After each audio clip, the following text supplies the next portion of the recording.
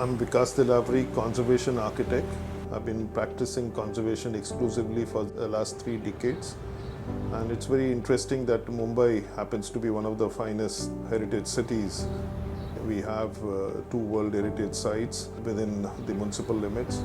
Mumbai has been spearheading the conservation movement.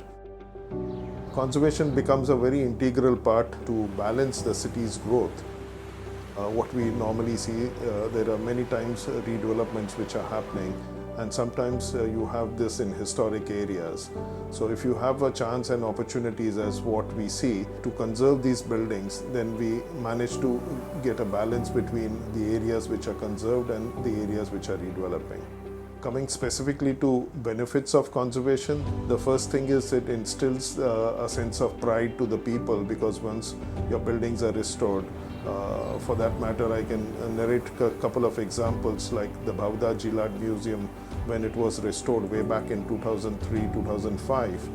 It set a high benchmark and it became on the scale of international buildings where people used to go with sense of pride to see the grandeur of the building apart from the display and other things. The same stands for the Corporation Hall, which was burned down in fire in 2001. And it was restored. That set a good benchmark for the corporators, for the city people to see the richness and the grandeur which we have. Restoration done in a very proper manner can instill a sense of pride and can bring back the original glory as what these buildings were designed for. When you deal with the residential fabric, we have a problem of rent control, as a result of which not many buildings are looked after well. But I was fortunate to get opportunities to demonstrate restoring or conserving some of these buildings for some private trust. And what we've seen that once you conserve these buildings, the city starts looking good because these are the areas which people wanted to redevelop, but they changed their idea. The original inhabitants have been born and brought up in this area. They have a sense of bonding. There is a social cohesiveness. And once these are looked after well, we retain all these spaces and we are not loading the fragile infrastructure vis-a-vis the quality of life, the open space which they were enjoying. There are other benefits also, which is tourism. I was fortunate enough to get a chance of restoring Flora Fountain. But while we were doing Flora Fountain, we also did the plaza around it.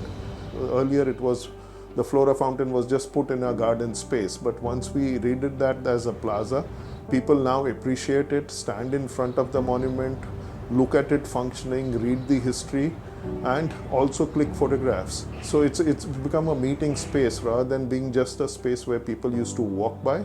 So that's been the kind of a transformation. Now these are small projects or tactical interventions which helps in demonstrating that if you do it on a large scale, these will be very successful.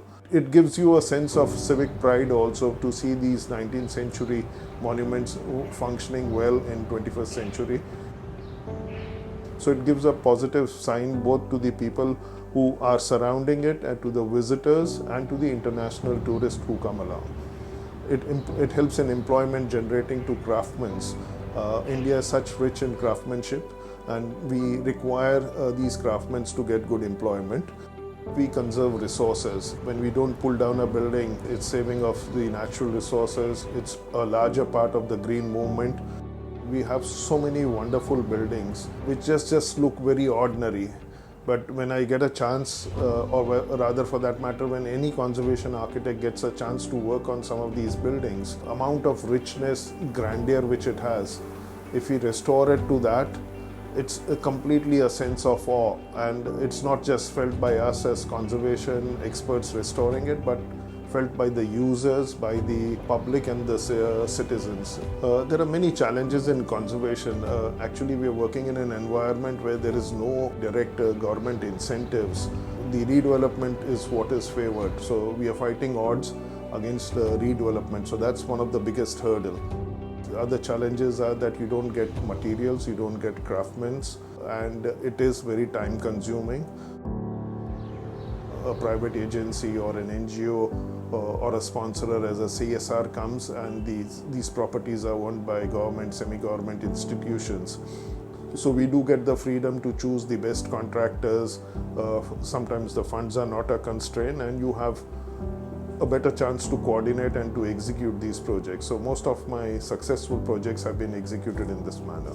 And the best thing is that they can also have a maintenance contract, because when we do a conservation, it's a one-time job, but it should not come back to square one.